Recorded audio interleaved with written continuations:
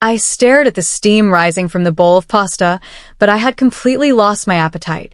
I had been invited to a nice family dinner, which was rare for the Miller household.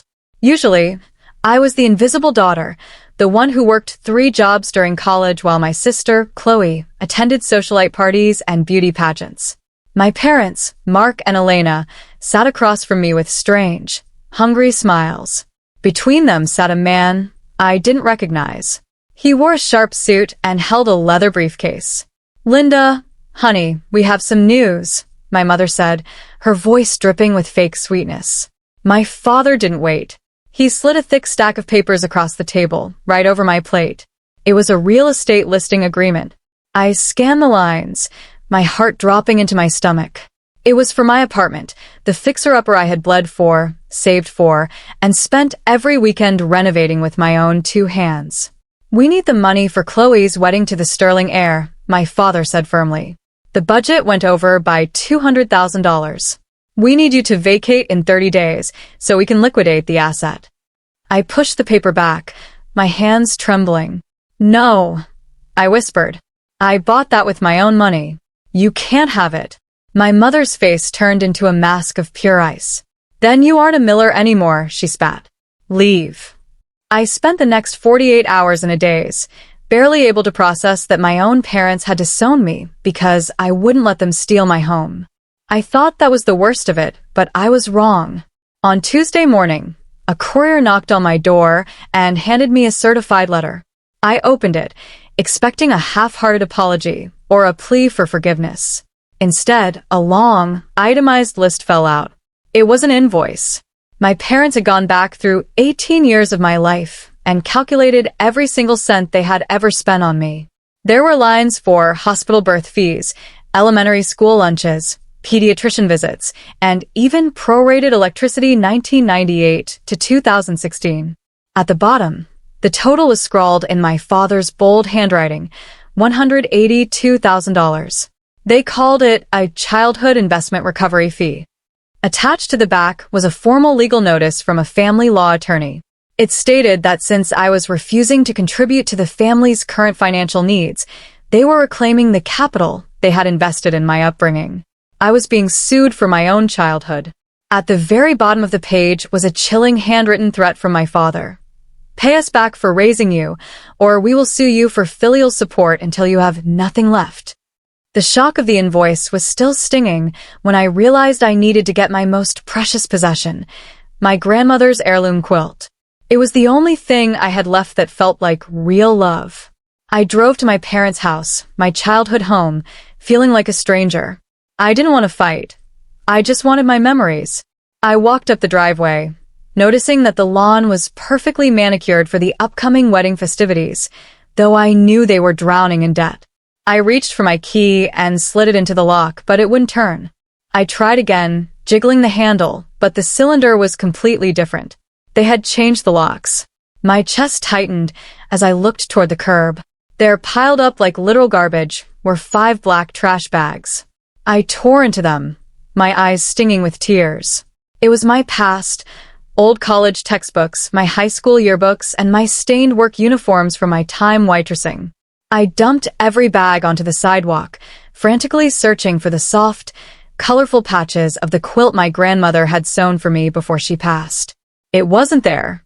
I checked the bags again, throwing books and old clothes aside, but the space where the quilt should have been was empty. My parents had kept it. My heart broke as I realized the quilt was missing from the bags. I sat in my dark apartment that night, feeling completely alone until my phone buzzed. It was a message from my cousin, Brenda. Unlike the rest of the family, Brenda didn't care about social standing or Chloe's pageants. She worked as an assistant for the high-end florist Chloe had hired, and she had been secretly keeping tabs on the wedding chaos for me. "Lynda, you won't believe this," Brenda whispered over the phone. "I just saw the master budget. Chloe is spending $40,000 just on the orchids and lilies. They are flying them in from overseas." I gasped. That was more than I made in an entire year at my first job. My parents had refinanced their house 3 times, and they were still short. Brenda told me that the florist, the caterer, and the venue were all demanding their final payments. The Millers were playing a dangerous game of pretend. They were acting like royalty while their bank accounts were empty. Brenda dropped the biggest bombshell. My parents had promised the vendors that a large investment property sale would be finalized this week to cover the costs. They were banking on my apartment sale to pay the final vendor deposits. If those deposits aren't paid in exactly 2 weeks, the venue cancels everything. I knew I had to be smart. If my parents were willing to sue me for my childhood, they were capable of anything. I sat down at my computer to check my credit score and financial history, wanting to make sure my fortress was legally sound before the battle began. I expected to see my own modest loans and my mortgage, but my eyes widened as I looked at the total debt column. The number was astronomical. My heart hammered against my ribs as I scrolled through the detailed report. There, listed under my name, was a massive, mysterious loan taken out exactly 3 years ago. It was for $60,000, categorized as educational funding. I had never taken out such a loan. I had worked 3 jobs to avoid debt. As I clicked for more details, I saw the purpose: tuition for a prestigious Ivy League finishing school in Switzerland. Chloe had gone to that school. She had bragged about it for months, claiming our parents had gladly paid for her to learn etiquette and high society networking. I felt sick to my stomach. I opened the digital copy of the loan application and scrolled to the bottom. My signature had been forged with terrifying accuracy, but it wasn't the only name on the document. The co-signer on the fraudulent loan was my father, Mark Miller. Most people would have gone to the house and screamed until their lungs gave out. But I wasn't most people. I was a woman who had built her life out of nothing, and I knew that anger was a luxury I couldn't afford. I needed a professional. The next morning, I walked into the office of a forensic accountant. I handed him my files and asked him to find out exactly where the money was going. For 3 days, he worked in silence while I sat in my apartment, waiting. When I finally went back to his office, he looked at me with a mix of pity and confusion. "Your parents are masters of the shell game, Lynda," he explained. They had been shuffling money between 12 different accounts for years. They would take out a loan to pay off a credit card, then use a different card to pay a mortgage installment, all to maintain the facade of wealth. It was a house of cards held together by lies. But then he showed me something even more shocking. He had traced the title of my parents' colonial home. They had refinanced it so many times that the equity was gone, but there was a deeper issue. Due to a series of administrative errors and unpaid taxes they had tried to hide, the bank had actually started a quiet foreclosure process months ago. I realized my parents don't actually own their own house anymore. I felt a strange sense of calm as I asked my parents to meet me at a local coffee shop. I chose a public place because I knew they cared about their image, too much to make a scene in front of the morning latte crowd. When I walked in, they were already there, looking at me like I was a rebellious employee they were about to fire. "I know about the loan," I said, skipping the small talk. I laid the credit report on the table. My father didn't even flinch. He just took a sip of his coffee. I offered them a deal to end this madness quietly. Return my grandmother's quilt, apologize for the invoice, and pay off the fraudulent loan, I said firmly. Do that, and I won't involve the police in the identity theft. We can just go our separate ways. My mother leaned back and let out a sharp, mocking laugh that made the person at the next table turn around.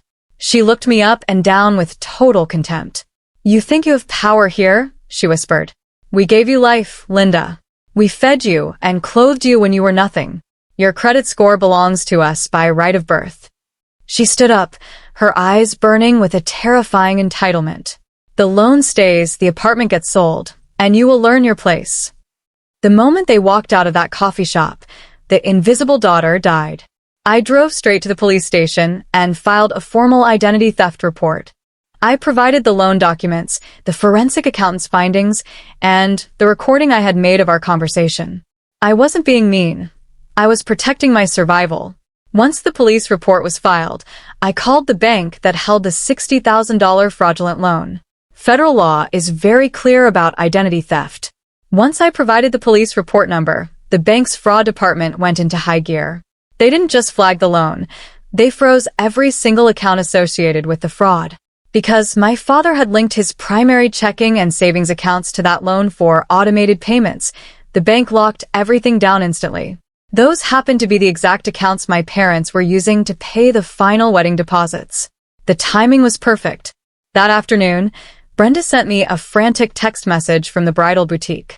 Chloe had been there for her final fitting, surrounded by her bridesmaids. When the manager tried to process the final $15,000 payment for the custom silk gown, the card was declined. Chloe's dress was seized right out of her hands and put back into the vault because the payment bounced. That evening, my doorbell rang so hard I thought the wood might crack. I looked through the peephole and saw Chloe. Her makeup was smeared from crying, and she was wearing a tracksuit that probably cost more than my couch. I opened the door, and she pushed her way inside, screaming before I could even say hello. She didn't ask how I was. She just launched into a hysterical rant about her ruined life. "How could you do this?" she shrieked, waving her phone in my face.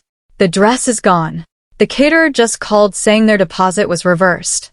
You are ruining my life over a tiny loan that Dad said you didn't even need." She paced my small living room, kicking a pile of my books. She didn't show a single ounce of remorse for the fact that our father had stolen my identity to pay for her school. I stood my ground, my voice cold. "It wasn't a tiny loan, Chloe. It was my future." She scoffed, wiping her eyes. "Who cares about your future? You're just a manager at a firm. Julian's family are the Sterlings. They think we are multimillionaires, Lynda. If they find out we're struggling, the wedding is off." She froze, realizing she had said too much. Chloe had accidentally revealed the big secret. The groom's family thinks the Millers are wealthy elites. After Chloe left, I couldn't stop thinking about my grandmother's quilt. I knew my parents needed cash fast, and they were desperate. I started calling local antique shops and high-end thrift stores in their neighborhood. On the fourth call, I hit the jackpot.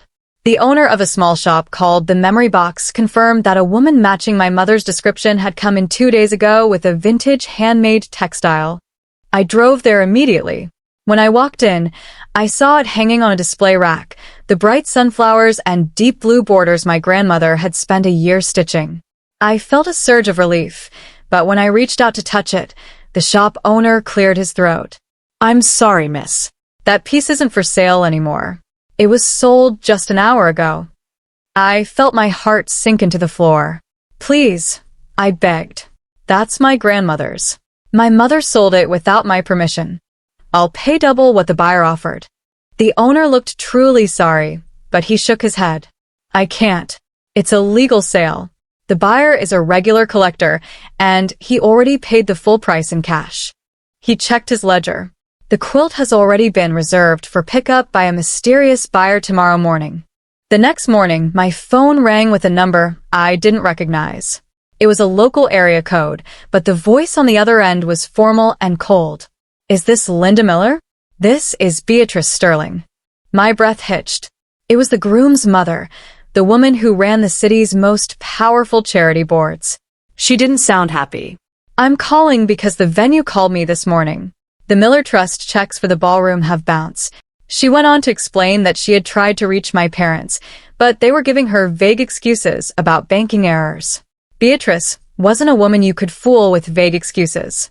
She had done her own digging and found my name listed as a potential asset holder in the family records Chloe had bragged about. She wanted to know if I could clear up this embarrassing misunderstanding with a wire transfer. I sat in my apartment, looking at the city skyline. I had reached a crossroads.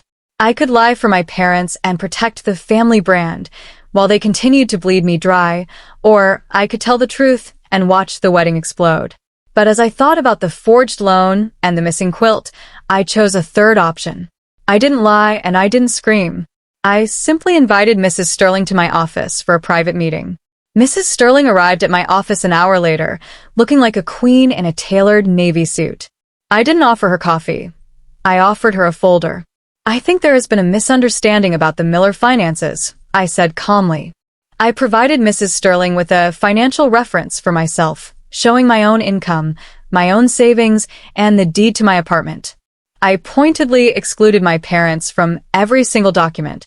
I watched her eyes move over the pages. She was a smart woman. She saw the clear line I had drawn between my success and my parents' chaos. I explained that I was not part of any Miller Trust and that I was currently involved in a legal dispute regarding identity theft committed by my father. The look of realization on her face was chilling. She realized the Millers weren't wealthy. They were new money pretenders who were using their daughter's credit score to survive. Beatrice stood up, her jaw set. She thanked me for my honesty, but her voice was like steel. She told me that the Sterling family had a reputation to protect and that they did not marry into families built on fraud. She left my office and went straight to my parents' house. Mrs. Sterling threatened to cancel the wedding immediately unless the Millers could prove, within 24 hours, that they actually owned their home. Panic must have set into my parents' house like a wildfire. That evening, I received a frantic email from my father. There was no mention of the lawsuit or the locks. Instead, he attached a legal deed of gift.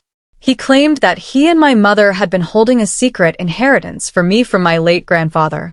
The document stated that I was the beneficiary of a $500,000 trust, but there was a catch. To unlock the funds, I had to sign a reciprocal agreement. The agreement would transfer my apartment into the family trust to consolidate assets for tax purposes. It looked very official, with gold seals and fancy legal jargon. My parents were literally promising me $500,000 if I just signed over my apartment right now. It was a move of pure, unadulterated desperation to satisfy Mrs. Sterling's demand for proof of ownership. I sent the document to my own lawyer immediately. He called me back 20 minutes later, sounding disgusted. "Lynda, this isn't just a bad deal. It's a crime. This trust doesn't exist." I checked the registry. He explained that the entire document was a clumsy forgery intended to trick me into a lopsided contract. If I sign it, I would lose my home and get absolutely nothing in return. They were trying to rob me one last time. The next day, I went back to the Memory Box antique shop, hoping to find out who the mysterious buyer was. As I walked in, a man stepped out from behind a curtain. It was my old boss, Mr. Henderson. He had been a mentor to me when I worked 3 jobs to buy my apartment. He smiled and handed me a familiar, colorful bundle. "I saw your mother sell this, Lynda. I knew it was yours, so I bought it to keep it safe for you." I hugged the quilt and cried, finally feeling like I had a piece of my soul back. But Mr. Henderson wasn't done. He pulled out a heavy wooden box from under the counter. "I bought a lot of things from your mother that day. She was just throwing stuff at me for cash. I found this box of your grandmother's old papers in the mix. I thought you should have them." I took the box home and began sorting through the yellowed envelopes. Most were old recipes and letters, but at the very bottom was a thick, blue folder. I opened it and felt the world tilt on its axis. It was a property deed, but not for my apartment. It was the original deed to the family colonial home in Naperville. As I read the legal descriptions, I realized my parents had lied to me my entire life. Inside the box was the real deed to the family home. I spent the night reading through the grandmother's trust documents with a magnifying glass. The truth was far more complex than I had ever imagined. My grandmother hadn't left the house to my father, Mark. She had known he was a spendthrift who couldn't handle money. Instead, she had placed the house into a generation-skipping trust. This was a specific legal move to protect the asset from the middle generation's debts. The trust stated that Mark and Elena could live in the house as long as they paid the taxes and maintenance, but they never actually owned the title. According to the documents, the ownership was supposed to transfer directly to the eldest surviving grandchild on their 35th birthday, or sooner if the trustees committed waste or financial negligence. I was the eldest grandchild. And my father's financial negligence, the foreclosures and the unpaid taxes, had triggered the transfer years ago. I felt a cold shiver of triumph. My parents had been refinancing and borrowing against a house that wasn't legally theirs to touch. They had been living in a house that legally belonged to me for the last decade. They weren't just broke, they were squatters in my property. Every loan they had taken out against the house was technically a fraud against my trust. I didn't call them. I didn't go to the house to gloat. Instead, I went to my lawyer's office and handed him the blue folder. He spent 4 hours verifying the trust at the county records office. When he came back, he was grinning. "It's ironclad, Lynda. You are the sole owner of the Miller estate. Your parents have zero legal right to be there, and they certainly had no right to use it as collateral for Chloe's wedding." I told him to draw up a formal notice of eviction. My goal wasn't to make them homeless. I wasn't like them, but I had to protect the asset. If the bank finished the foreclosure because of my father's unpaid taxes, I would lose my grandmother's legacy forever. I had to step in and take control to stop them from further devaluing the asset I now realized was mine. We sent the notice via a process server. It was a 30-day notice to quit, but I added a very specific condition. I gave them a small window of time to move their things out properly before the locks were changed, this time by me. As I signed the paperwork, I checked the calendar. The timeline was perfect. The final eviction date was the day after the wedding. They would have their event of the century, and then they would lose everything. The reaction from my parents was a complete 180-degree turn. Once the eviction notice hit their doorstep, they realized their insurance policy daughter had finally stopped paying the premiums. They didn't scream this time. They pivoted to kindness. I received a bouquet of flowers and a handwritten note from my mother, Elena, crying about how stress had made them act out of character. They invited me back to the house for a peace summit. When I arrived, Chloe was there, acting like my best friend. They offered me the role of maid of honor and promised that my name would be featured prominently in the wedding program. They were desperate to keep me close, hoping they could negotiate their way out of the eviction if they made me feel loved again. They thought I was still the same girl who craved their approval. I played along, nodding and smiling as they talked about family unity. I agreed to attend the wedding, but I made one thing very clear. I would not be in the bridal party. I told them I would be attending as a guest of the Sterlings. The look of fear in my mother's eyes was priceless. They knew that if I was sitting with the Sterlings, I was talking to the Sterlings. A few days before the wedding, I was at a high-end charity gala that Mrs. Sterling had invited me to. I saw Julian, Chloe's fiancé, at the bar, looking far more stressed than a man about to marry into a millionaire family should look. He didn't see me as I watched him take a phone call in a dark corner. I moved closer, blending into the shadows behind a large palm tree. "I told you, the Miller money is coming," Julian hissed into the phone. The father promised me a $500,000 dowry payment the morning of the ceremony. "Just tell the creditors to wait one more week." My blood ran cold. Julian wasn't the rich savior Chloe and my parents thought he was. He was a man drowning in his own debt, and he was marrying Chloe specifically for her supposed family wealth. It was a perfect, dark comedy. My parents were trying to scam the Sterlings into thinking they were rich, and Julian was scamming the Millers into thinking he was rich. Both families were running a con on each other, using a wedding they couldn't afford as the bait. Julian was as broke as the Millers, and he was only marrying Chloe to save his own skin. Both families were scamming each other. The day before the wedding, Chloe called me to brag. She was in a state of manic high, convinced she had finally won. "Lynda, Julian just showed me the prenup," she giggled over the phone. "It's so amazing. He's so protective of me. He insisted on a clause that says if my family ever faces financial hardship or becomes insolvent, his family trust will take over the management of all our assets to protect our lifestyle." I sat in silence, my mind racing.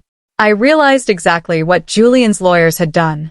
They had drafted the prenup so that if the Millers were revealed to be broke, Julian would get a massive legal payout from the Miller estate.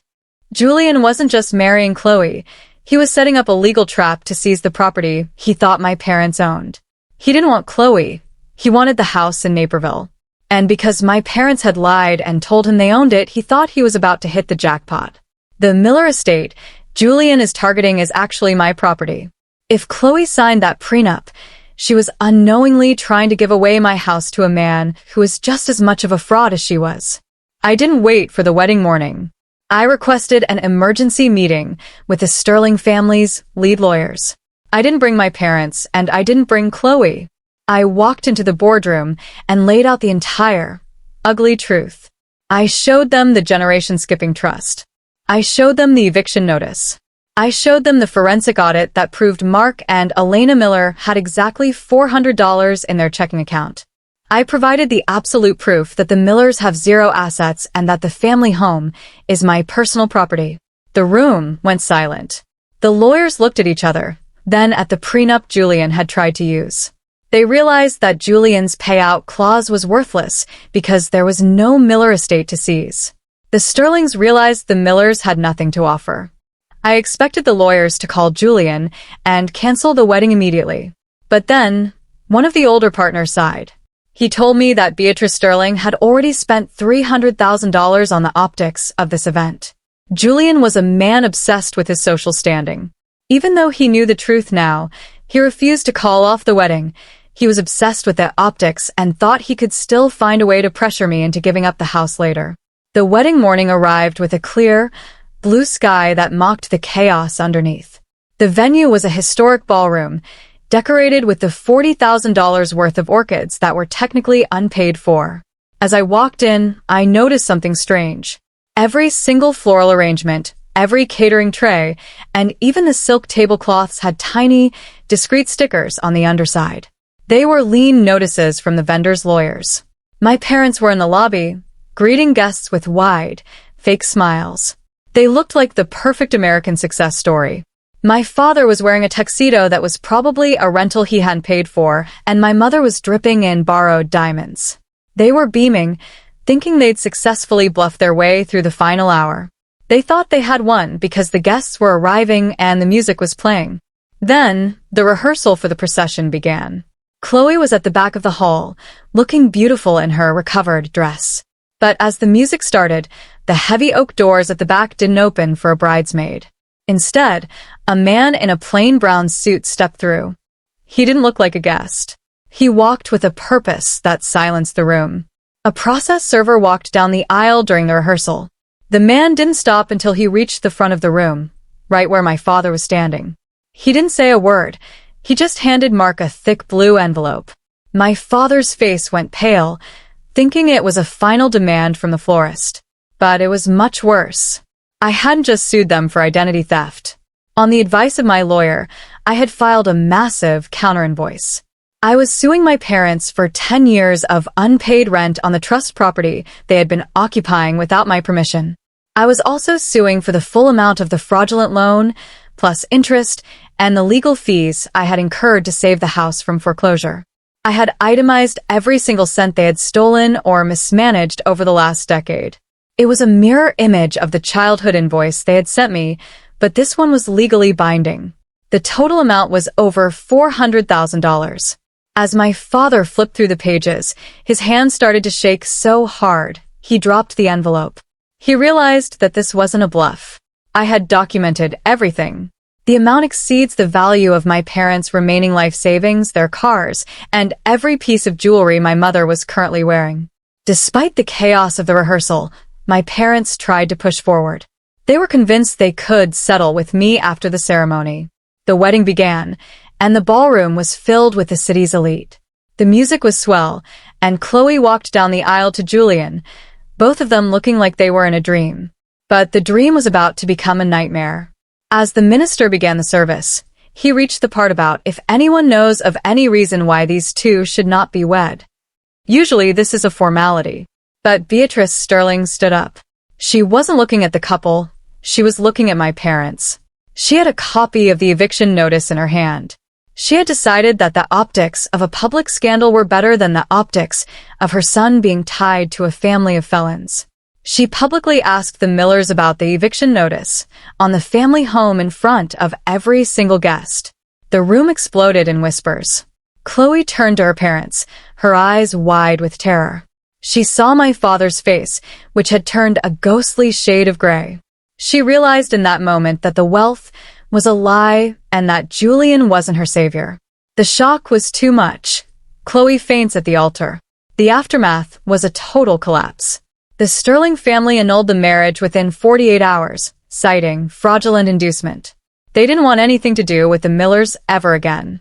Mark and Elena were left with a $300,000 wedding bill and a lawsuit from me. They were forced to sell their leased luxury cars and my mother's borrowed, jewelry just to pay the wedding vendors who were threatening to send them to jail. They had no house, no money, and no social standing left. They were forced to move into a tiny, one-bedroom rental in a rundown part of town, the very thing they had spent their lives trying to avoid. They were now the ones living in a fixer-upper, but without the skills or the work ethic to fix it. It was the ultimate market correction for their lives. Chloe's downfall was the most dramatic. She was now broke and disowned by the elite circle she had craved her entire life. She tried to call her old friends, but they wouldn't even take her calls.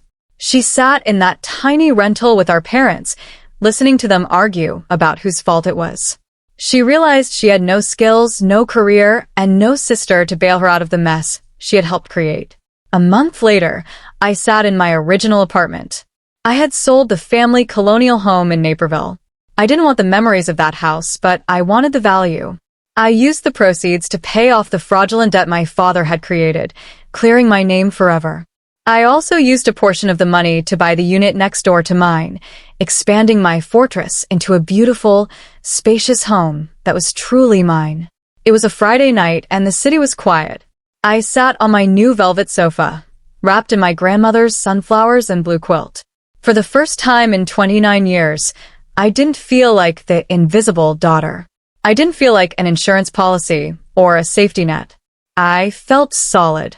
I had taken the bricks they had thrown at me and used them to build a foundation that no one could ever shake. I looked at the final legal papers on my coffee table. The balance was zero. The ties were cut. My parents and sister were a closed chapter in a book I was no longer reading. I took a sip of my tea and looked out at the lights of Chicago, knowing I had earned every single one of them. They wanted me to fund a fantasy. I decided to build a reality instead.